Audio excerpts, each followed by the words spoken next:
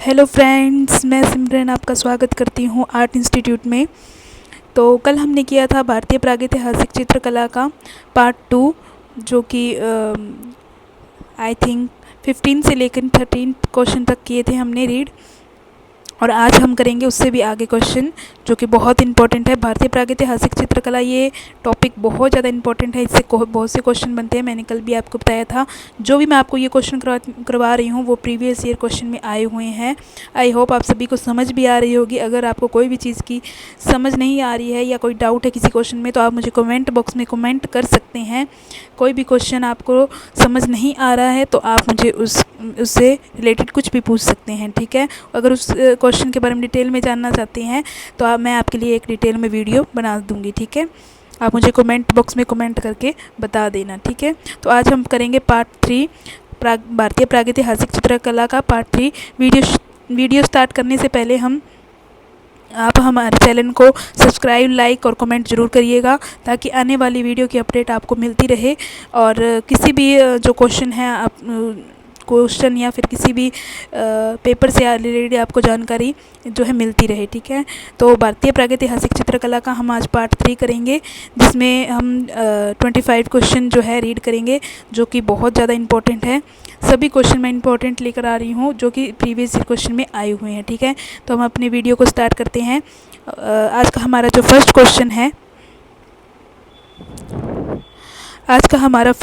है, कौन सा रंग मिट्टी से नहीं बनता? कौन सा रंग मिट्टी से नहीं बनता? ऑप्शन ए है गेरू, ऑप्शन बी है रामरज, ऑप्शन सी है खड़िया, ऑप्शन डी है अलता। तो इनमें से कौन सा रंग है जो कि मिट्टी से नहीं बनता? तो जो इसका ऑप्शन राइट आंसर होगा वो होगा अलता।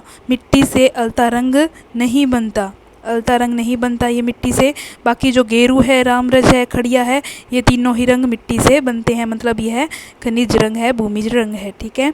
तो अलता रंग मिट्टी से नहीं बनता। ऑप्शन डी आपका राइट आंसर होगा, ठीक है। नेक्स्ट सेकंड क्वेश्चन की तरफ बढ़ते हैं हम। आज का सेकंड क्वेश्चन है, तंत्र कला के मूल में क्या है? तंत्र कला के मूल में क्या है?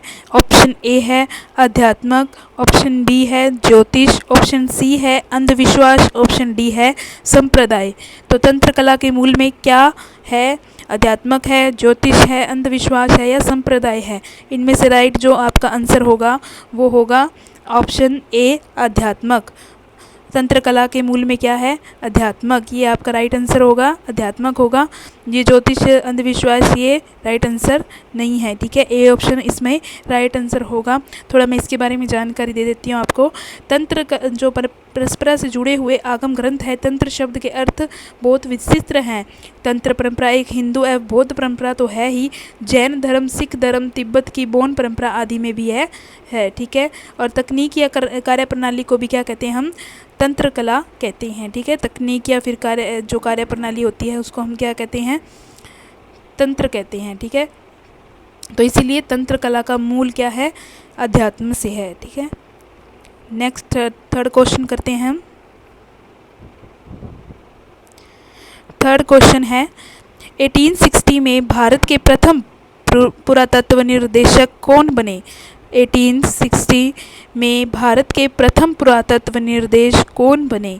तो इसके ऑप्शन है ए वेंकटप्पा, बी है हरिंगम, सी है कनिंगम, डी है ईवी हवेल।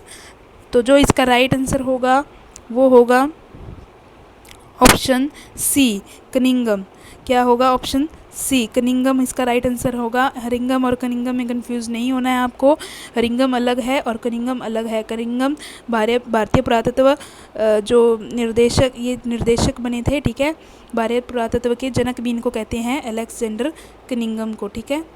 ये क्वेश्चन इंपॉर्टेंट है आपके लिए, तो आपको याद रखना है, ठीक है।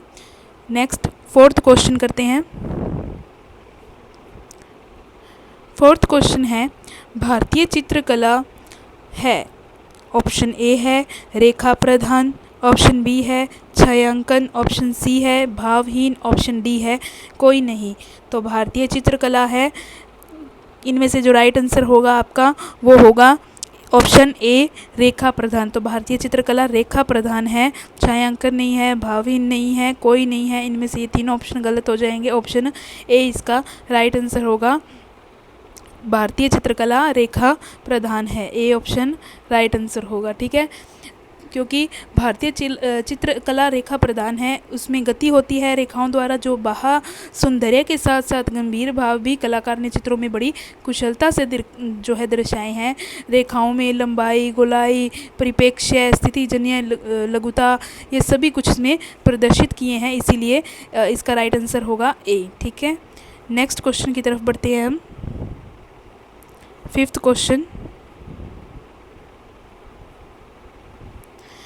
फिफ्थ क्वेश्चन है, प्रारंभिक गुफा चित्रों में कैसे रेखा चित्र हैं? प्रारंभिक गुफा चित्रों में कैसे रेखा चित्र हैं?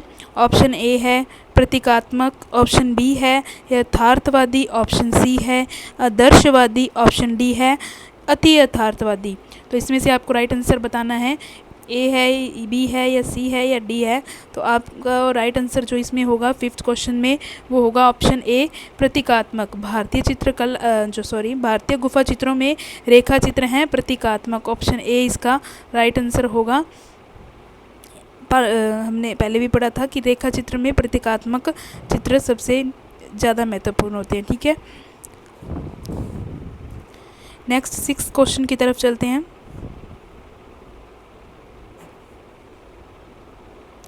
सिक्स्थ क्वेश्चन है, प्रागैतिहासिक चित्रकार रंगों में क्या मिलाते थे? प्रागैतिहासिक चित्रकार रंगों में क्या मिलाते थे?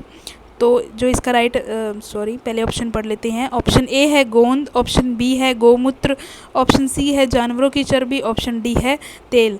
तो इन चारों में से जो राइट आंसर होगा वो होगा आपका ऑप्शन सी, जानवरों की चर्बी। जानवरों की चर्बी मिलाते थे प्रागैतिहासिक चित्रकार, रंगों में क्या मिलाते थे?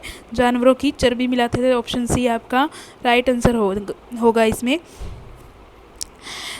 थोड़ा बता देती हूँ इसके बारे में। प्रागैतिहासिक चित्र प्राय खुरदरी चट्टानों की दीवारों, फर्शों, छतों और भित्तियों पर बनाए जाते थे। ये क्वेश्चन पहले मैंने करवा दिया है आपको।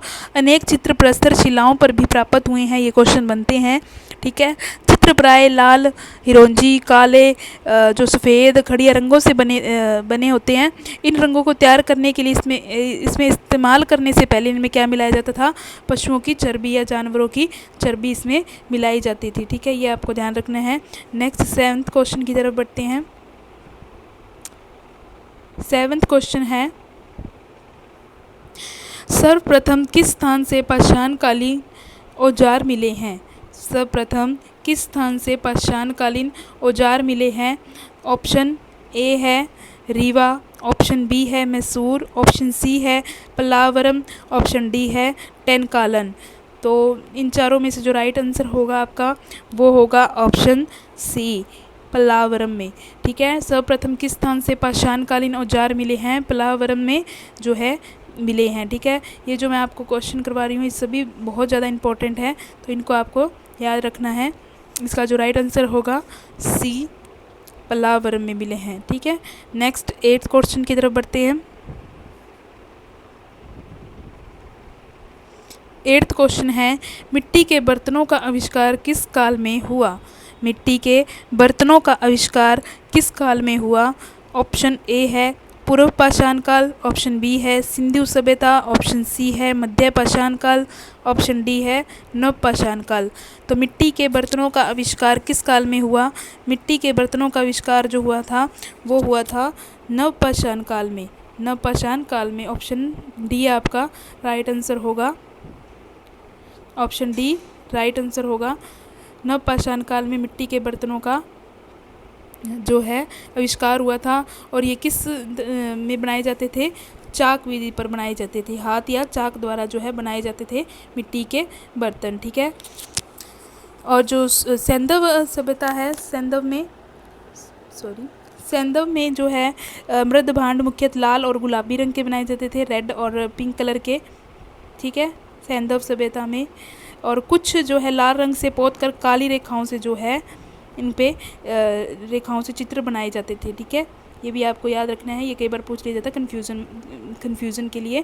तो मिट्टी के बर्तनों का आविष्कार किस काल में हुआ था? नव पाषाण काल में हुआ था। नेक्स्ट नाइन्थ क्वेश्चन की तरफ बढ़ते हैं। 9th क्वेश्चन है प्रागैतिहासिक भारतीय चित्रकला किस सतह पर बनाई गई। प्रागैतिहासिक भारतीय चित्रकला किस सतह पर बनाई गई।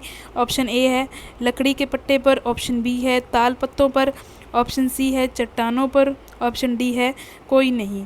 तो प्रागैतिहासिक भारतीय चित्रकला किस सतह पर बनाई गई थी, जो इसका राइट आंसर होगा वो होगा ऑप्शन सी चट्टानों पर। चट्टानों पर जो है प्रागैतिहासिक भारतीय चित्रकला बनाई गई थी। सबसे पहले शिला चित्रों पर ये बनाई गई थी। ठीक है, कई बार ऑप्शन में शिला चित्र भी आ जाता है। ठीक है,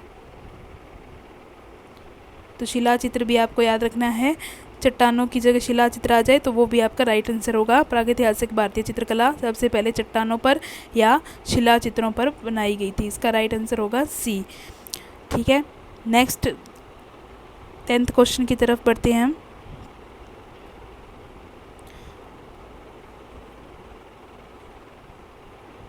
टेंथ क्वेश्चन है नवपाषाण काल में लोगों ने किसको अपनाकर मूलभूत प्रौद्योगिक परिवर्तन किया था।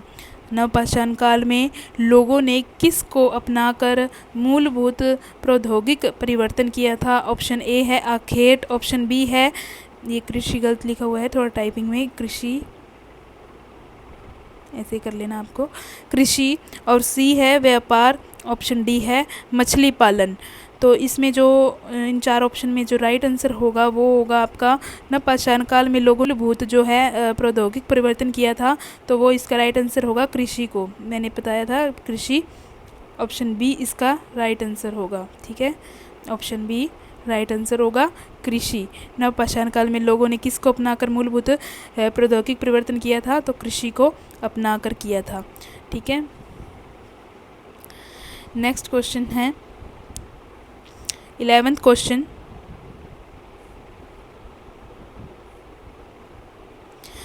भारतीय चित्रकला का इतिहास कितने वर्षों का है।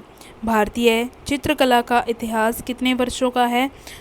Option A 5000, option B 6000, option C 7000, option D 2000।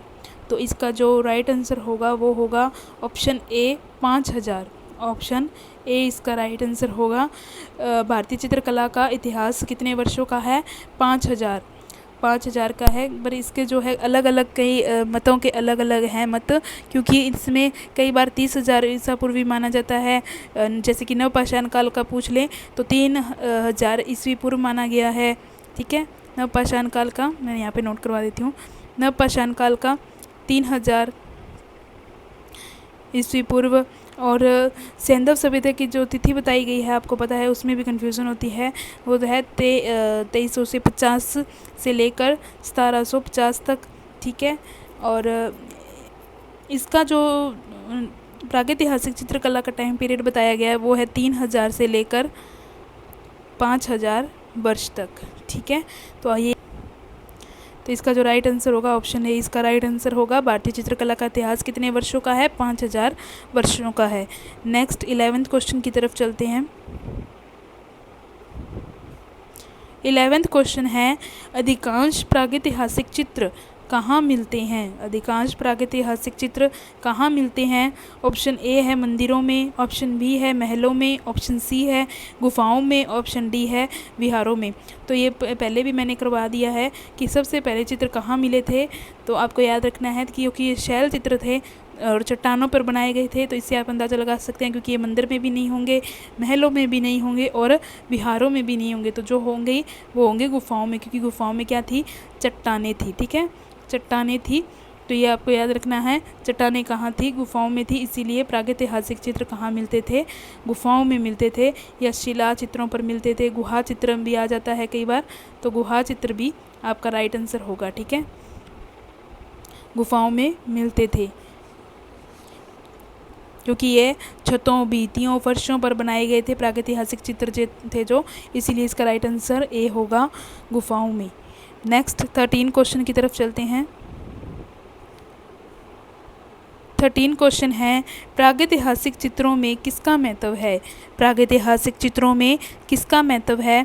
Option A है रेखा का, ऑप्शन बी है रंग का, ऑप्शन सी है रेखा रंग का, ऑप्शन डी है प्रकृति का। प्रकृति प्रकृति है, ठीक है। तो इसका जो राइट आंसर होगा वो होगा रेखा का इसका राइट आंसर होगा। एक मिनट। प्रागैतिहासिक चित्रों में किसका महत्व है? तो रेखा का, ऑप्शन ए इसका राइट आंसर होगा। रेखा का जो है महत्व सबसे अधिक है। सबसे पहले रेखा ही प्रधान थी, ठीक है। ये क्वेश्चन मैंने पहले भी करवा दिया है कि सबसे पहले रेखा भारतीय चित्रकला में क्या प्रधान है? तो रेखा प्रधान है, ठीक है। और रेखा का ही इसका महत्व है, ठीक है, प्रागैतिहासिक चित्रों में। नेक्स्ट 14 क्वेश्चन की तरफ चलते हैं। 14 क्वेश्चन है, आदि मानव चित्र बनाने के लिए किन रंगों का प्रयोग किया जाता था? आदि मानव चित्र बनाने के लिए किन रंगों का प्रयोग करते थे, ठीक है। तो इसका जो ऑप्शन है जानवरों की चर्बी का, ऑप्शन बी है खड़िया मिट्टी का, ऑप्शन सी है गेरू रंग का, ऑप्शन डी है काला रंग। तो इन चारों में से कौन सा सही आंसर होगा? जो सही आंसर होगा वो होगा ऑप्शन ए, जानवरों की चर्बी मिलाकर जो है रंग तैयार किए जाते थे। इनको जो है आदिमानव क्या करते थे? चित्र जो है प्राय लाल, काले या सफ़ेद जो है खड़िया रंग से बने होते थे। इन रंगों को क्या था, तैयार करने से पहले क्या करते थे? इनमें जानवरों की चर्बी जो है रंगों में चर्बी को मिलाया जाता था, फिर इसको जो है चित्र पर चित्रित किया जाता था। तो ऑप्शन ए इसका राइट आंसर होगा। ऑप्शन ए, आदिमानव चित्र बनाने के लिए किन रंगों का प्रयोग करते थे? तो जानवरों की चर्बी का जो है रंग में मिलाकर प्रयोग करते थे। 15 क्वेश्चन है। 15 क्वेश्चन है, प्रागैतिहासिक कालीन अधिकांश चित्र मिले हैं। प्रागैतिहासिक कालीन अधिकांश चित्र मिले हैं। ऑप्शन ए है पुरापाषाण काल, ऑप्शन बी है मध्यपाषाण काल, ऑप्शन सी है नवपाषाण काल, ऑप्शन डी है आधुनिक काल। तो इसका जो राइट आंसर होगा वो होगा ऑप्शन सी होगा, नवपाषाण काल। ऑप्शन सी इसका राइट आंसर होगा। नवपाषाण काल में आपको बताना है कमेंट बॉक्स में क्या क्या मिला है, क्योंकि मैंने पहले भी बहुत से क्वेश्चन में बता दिया है। तो मैं थोड़ा सा आपको हिंट दे देती हूँ कि प्रागैतिहासिक काल के चित्रों की खोज कब हुई थी? 1880 ईस्वी में उत्तर प्रदेश के मिर्ज़ापुर ज़िले में सबसे पहले इसकी क्या हुई थी? खोज हुई थी। कहाँ पर हुई थी? थोड़ा नोट करवा देती हूँ मैं यहाँ पर। 1800 प्रागैतिहासिक जो चित्र हैं उनकी खोज 1880 ईस्वी में उत्तर प्रदेश के मिर्ज़ापुर ज़िले में हुई थी, ठीक है। सबसे पहले की गई थी यूपी में मिर्ज़ापुर में, ठीक है। उसके बाद भारत के कई स्थानों पर इन चित्रों की क्या है? खोज हुई थी। फिर जिनमें सबसे अधिक जो चित्र मिले हैं वो नवपाषाण युग में मिले हैं। और आपको ये बताना है कि क्या क्या जो है इसमें मिले हैं चित्र नवपाषाण युग में। और इससे क्वेश्चन मैंने पहले भी करवाए हुए हैं, तो आप पहले की वीडियो देख सकते हैं, ठीक है। ऑप्शन सी इसका राइट आंसर होगा। 16 क्वेश्चन है। 16 क्वेश्चन है, उत्तरपाषाण काल की चित्रकला के प्रमुख उदाहरण मिलते हैं। उत्तरपाषाण काल की चित्रकला के प्रमुख उदाहरण मिलते हैं। ऑप्शन ए है बेलारी में, ऑप्शन बी है सिहनपुर में, ऑप्शन सी है मिर्ज़ापुर में, ऑप्शन डी है ये सभी। तो इसका जो राइट आंसर होगा वो होगा ऑप्शन डी, ये सभी, ठीक है। प्रागैतिहासिक काल के उत्तरपाषाण काल से जो चित्रकला का प्रारंभ माना जाता है, ठीक है। उत्तरपाषाण काल में चित्रों की खोज सबसे पहले 1880 ईस्वी में ही मिर्ज़ापुर में ही की गई थी, ठीक है। उत्तरपाषाण कालीन चित्रकला के प्रमुख केंद्र हैं मिर्ज़ापुर, भीमबेटका, ये आपको नोट कर लेने, मैं बता रही हूँ, थोड़ा राइटिंग की इशू है, ठीक है। और पंचमढ़ी,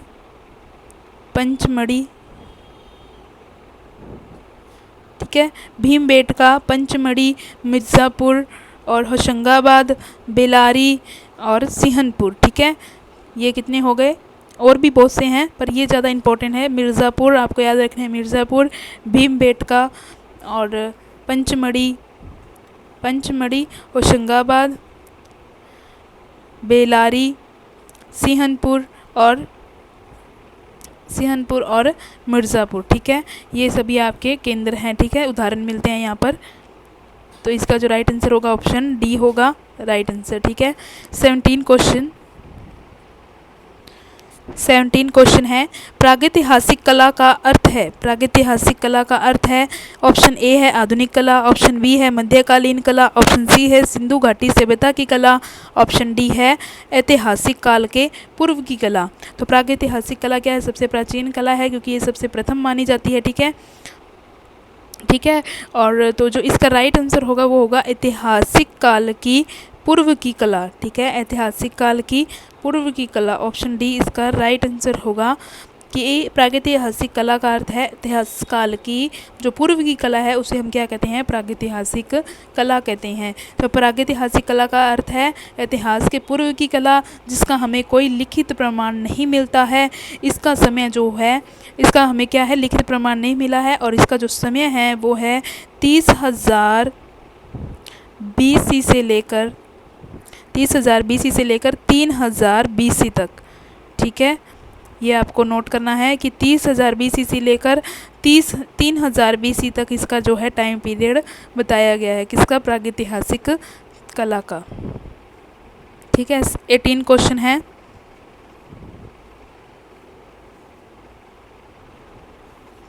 18 क्वेश्चन, प्रागैतिहासिक चित्रों की धरातल क्या है? प्रागैतिहासिक चित्रों की धरातल क्या है? तो हमने पहले भी बता दिया कि ये शिला चित्र हैं, गुहा चित्र हैं। ठीक है, मैंने ये पहले आपको मतलब बता दिया है कि प्रागैतिहासिक चित्र की धरातल क्या है, तो आपको कन्फ्यूज़ नहीं होना इनमें से। तो पहले हम ऑप्शन पढ़ लेते हैं। ऑप्शन ए है कपड़ा, ऑप्शन बी है कागज़, ऑप्शन सी है शिला, ऑप्शन डी है कैनवस। तो कपड़ा तो बिल्कुल भी नहीं है, कागज़ भी बिल्कुल नहीं है, और कैनवस तो बिल्कुल ही नहीं है। तो ऑप्शन सी इसका राइट आंसर होगा, ऑप्शन सी, क्योंकि यह शिला चित्र है, गुहा चित्र है और चट्टानी चित्रकारी है। प्रागैतिहासिक चित्रों की धरातल क्या है? शिला है, चट्टान है, गुहा है। ठीक है, ये आपको याद रखना है। 19 क्वेश्चन है, भारतीय प्रागैतिहासिक चित्रकला के लेखक कौन है? सबसे ज़्यादा इम्पोर्टेंट क्वेश्चन है आज का जो है। ये पुस्तक बहुत बार पूछी गई है, TGT में, PGT में और UP टेट में, सभी में ये पूछी गई है, हरियाणा टेट में भी पूछी गई है। तो आपको याद रखना है कि भारतीय प्रागैतिहासिक चित्रकला के लेखक कौन है, ये पुस्तक किसकी है। तो ऑप्शन पढ़ लेते हैं।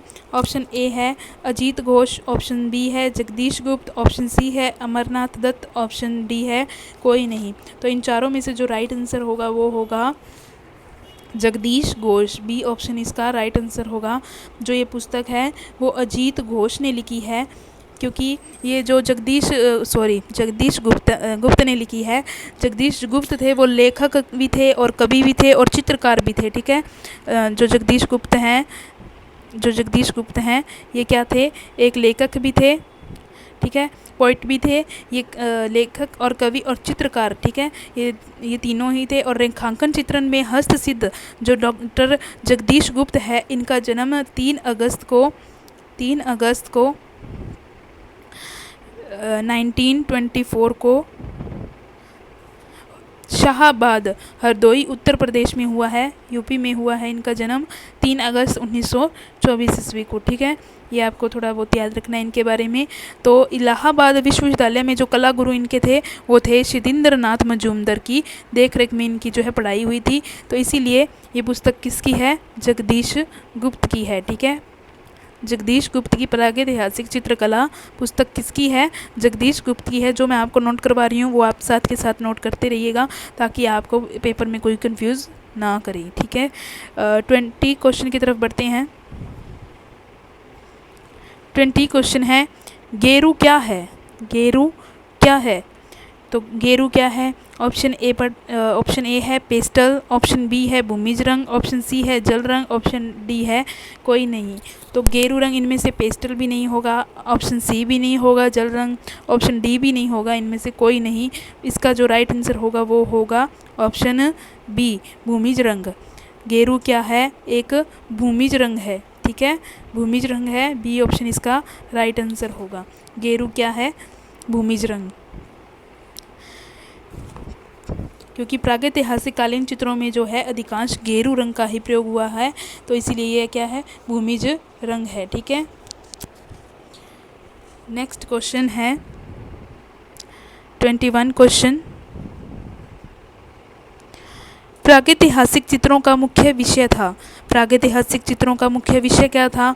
ऑप्शन ए है भूदृश्य, ये गलत लिखा हुआ है टाइपिंग में, भूदृश्य ऐसे लिखना है आपको, भूदृश्य।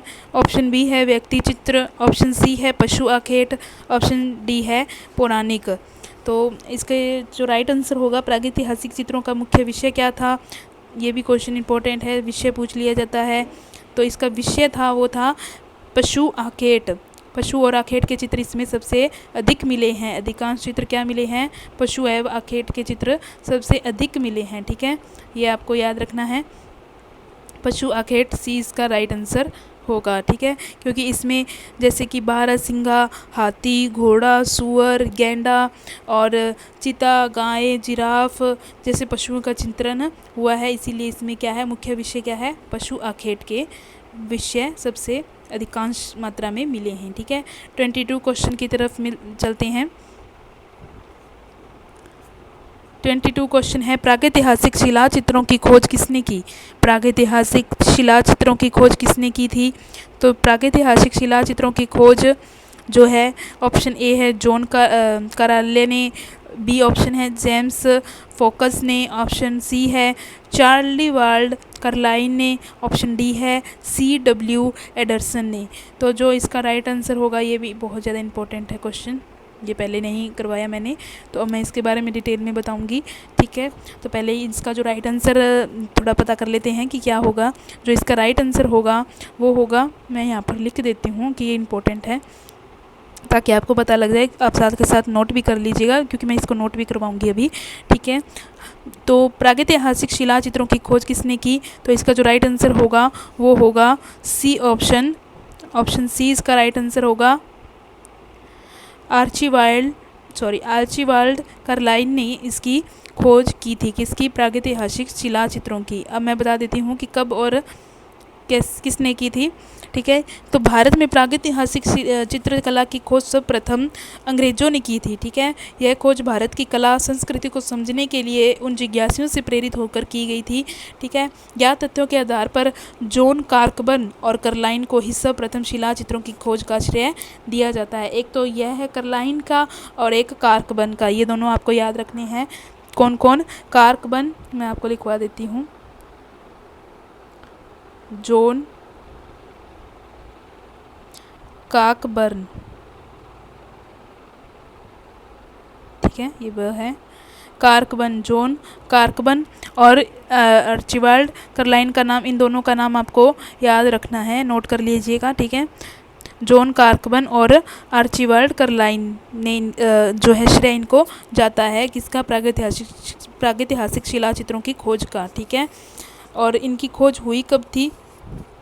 सबसे पहले 1880 ईस्वी में मिर्ज़ापुर में, यूपी में जो है ये चित्र प्राप्त हुए थे। आपको याद रखना है 1880 ईस्वी में यूपी में मिर्ज़ापुर में ये चित्र प्राप्त हुए थे। ठीक है, ये क्वेश्चन इंपॉर्टेंट है, आपको याद रखना है, तो सी इसका राइट आंसर हो जाएगा। 23 क्वेश्चन की तरफ बढ़ते हैं।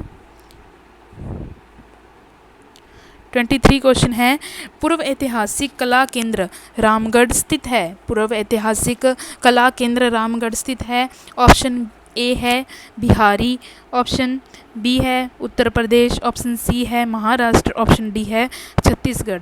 तो जो इसका राइट आंसर हो जाएगा वो होगा, पूर्व ऐतिहासिक कला का केंद्र जो रामगढ़ है वो कहाँ स्थित है? वो होगा छत्तीसगढ़ में स्थित है। डी ऑप्शन इसका राइट आंसर हो जाएगा, छत्तीसगढ़ में ये स्थित है। ठीक है, आपको याद रखना है रामगढ़ कहाँ स्थित है? छत्तीसगढ़ में स्थित है, कंफ्यूज नहीं होना है। ठीक है, next question 24th question. 24th question है, भारतीय पुरातत्व के जनक कौन हैं?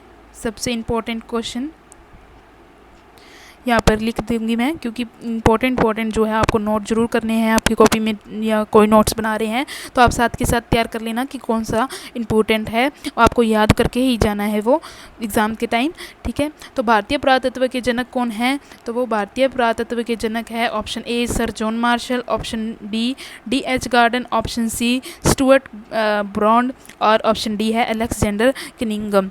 तो भारतीय पुरातत्व के जनक कौन है, ये क्वेश्चन मैंने पहले भी आपको बता दिया था, एक्सप्लेनेशन में, व्याख्या में पढ़ाया था। तो अलेक्जेंडर कनिंघम इसका राइट आंसर होगा। आई थिंक आपको ये सभी को याद होगा, अलेक्जेंडर कनिंघम हैं, वो भारतीय पुरातत्व के जनक माने गए हैं, ठीक है। ये आपको याद रखना है, थोड़ा बहुत बता देती हूँ मैं इसके बारे में। तो अलेक्जेंडर कनिंघम हैं जनक। सर अलेक्जेंडर का जो जन्म हुआ था वो हुआ था 1814 ईस्वी में, लंदन में हुआ था। कहाँ हुआ था, लंदन में हुआ था, ठीक है। और इनकी मृत्यु 1800 रुकिए, जन्म हुआ था 1814 ईस्वी में लंदन में, और मृत्यु हुई थी 1893 ईस्वी में। कहाँ पर, ये भी लंदन में ही हुई थी, ठीक है। दोनों ही, जन्म भी लंदन में हुआ था और मृत्यु भी लंदन में हुई थी। ये इनका जन्म याद रखना है क्योंकि ये बहुत ज़्यादा इंपॉर्टेंट है। और ये एक क्या थे, इंजीनियर थे। अलेक्जेंडर क्या थे, एक इंजीनियर थे, ये भी आपको याद रखना है। और एक और इम्पॉर्टेंट चीज़ है वो आपको नोट करनी है कि भारतीय पुरातत्व विभाग की स्थापना कब की थी इन्होंने। तो भारतीय पुरातत्व विभाग की स्थापना की थी 1861 में, 1861 ईस्वी में इन्होंने भारतीय पुरातत्व विभाग की स्थापना की थी, ठीक है। और भारतीय पुरातत्व का मुख्यालय कहाँ स्थित है, तो वो दिल्ली में स्थित है, ठीक है, दिल्ली में स्थित है। ये भी आपको याद रखना है, ये बहुत इंपॉर्टेंट है जो आपको पूछा जाता है एग्ज़ाम में बार बार, आपको कंफ्यूज नहीं होना है। मृत्यु इनकी जो है, मृत्यु याद रखनी है, जन्म याद रखना है, और इन्होंने जो भारतीय पुरातत्व विभाग की स्थापना कब की थी और कहाँ की थी, ये भी आपको याद रखना है। और किसने की थी, तो किसने की थी, अलेक्जेंडर कनिंघम ने की थी, ठीक है। नेक्स्ट 25वां क्वेश्चन, आज का लास्ट क्वेश्चन है, आज का लास्ट क्वेश्चन है हमारा 25 क्वेश्चन। तराशे गए चमकीले पत्थरों के औजार कहाँ प्रयोग किए गए। तराशे गए चमकीले पत्थरों के औजार कहाँ प्रयोग किए गए, ये भी इम्पोर्टेंट है क्वेश्चन, ठीक है। तराशे गए चमकीले पत्थरों के औजार कहाँ प्रयोग किए गए। ऑप्शन ए है पुरापाषाण काल, ऑप्शन बी है मध्यपाषाण काल, ऑप्शन सी है नवपाषाण काल, ऑप्शन डी है ताम्रपाषाण काल। तो इसका जो राइट आंसर होगा वो होगा नवपाषाण काल। नवपाषाण काल में बहुत सी चीज़ें जो हैं मिली हैं, ये जो है आपको बताना है कि नवपाषाण काल में क्या क्या मिला है। ये आपको कमेंट बॉक्स में कमेंट कर कर मुझे बताना है कि आपको जो नवपाषाण काल में क्या क्या चीज़ें जो है प्राप्त हुई हैं प्रागैतिहासिक चित्रकला में। नवपाषाण काल, इसका जो है राइट आंसर होगा ऑप्शन सी होगा। ये तो पता चल ही गया कि पत्थरों के औजार मिले हैं, और इसके साथ साथ और क्या चीज़ें जो है प्राप्त हुई हैं वो आपको बतानी है कमेंट में, ठीक है। तो ये आज का हमारा जो लास्ट क्वेश्चन था। तो थैंक यू सो मच, आपने मेरी वीडियो को देखा लास्ट तक, और आपको मिस नहीं करनी है मेरी वीडियो, क्योंकि ये सभी इम्पोर्टेंट जो क्वेश्चन है मैं आपके लिए लेकर आई हूँ। ये TGT PGT, आपके RPSC, LT grade, master cadre और GIC GDS, assistant professor DSSB KVS NVS, college lecturer और BHU एंट्रेंस एग्ज़ाम में भी, UGC नेट में भी जो है आपके पूछे गए क्वेश्चन हैं। इसीलिए आपको इनमें कंफ्यूज नहीं होना है। जो मैं क्वेश्चन करवा रही हूँ आपको नोट ज़रूर करने हैं। तो आप मेरे चैनल को सब्सक्राइब, लाइक और कमेंट ज़रूर कीजिएगा। आपको वीडियो अच्छी लगी हो तो कमेंट ज़रूर कीजिएगा। Thank you so much, thank you for watching.